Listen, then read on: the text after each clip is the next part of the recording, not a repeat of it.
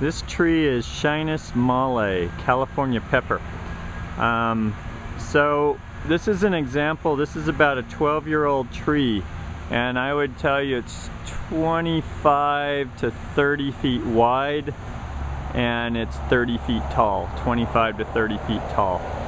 So what do I like about this plant? Well, I like that it's evergreen, and that it's okay in Northern California where we get in the, it can handle some cold. It gets down in the 20s, and this tree is fine with that. And also it's nice habit of growth. It's kind of like a weeping willow type of habit with a finer texture, and it is evergreen. But unfortunately, this tree has a lot more downside than upside for me. For starters, it's one of the messier trees around. The flowers and the peppercorns, as I'll go into in a minute, are very messy. And then it has an aggressive, shallow root system if it's not established on drip irrigation. The other benefit, though, is it is drought resistant once it's established, and so if you've got areas where there's not paving underneath, or so it's kind of an open area where maintenance and the mess that these create isn't an issue, then they can be a good selection.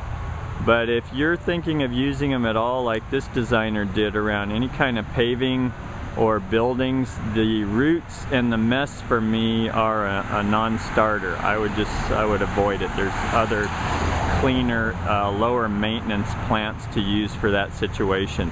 These trees get very large, by the way. I've seen them 50 to 60 feet across.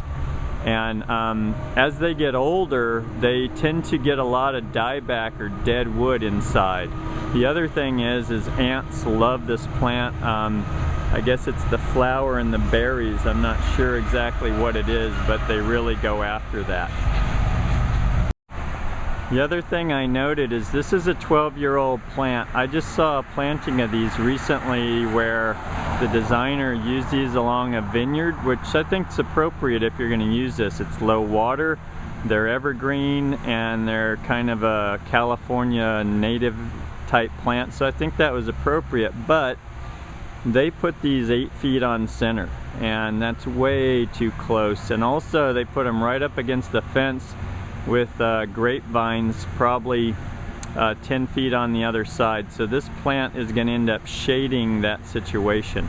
Just make sure you give it enough room if you're going to use this. So as I said, this 12-year-old tree, and one side of it is sawed off because there's a wall there, but this side alone is at least 25 feet or 20 to 25 feet wide. So you can just imagine how big these get, and you need to give them room to breathe and do their thing if you really want them to look their best.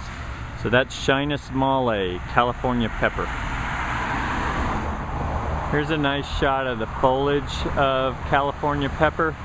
I've always liked the foliage and the habit of the weeping kind of habit of the plant. Actually, there's a good shot of the flower.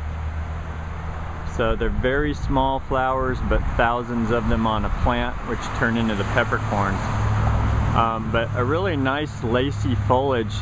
That's a unique feature of this plant, is the lacy texture of the plant and its leaves. And it is evergreen, which is a nice feature too. It's so hard to find evergreen trees that have any interest in Northern California, or the areas where it gets colder.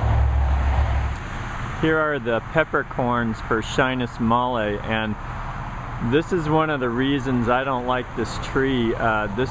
These turn into a huge mess. There's thousands and thousands of peppercorns on this plant that are going to find their way to the ground, and this is the area underneath, but it's just very, very messy.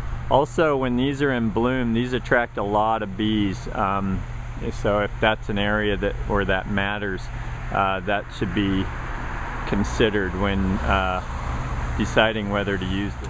Here's another root system of the Schinus molle, and you can see that it's gone right up against the foundation of that building.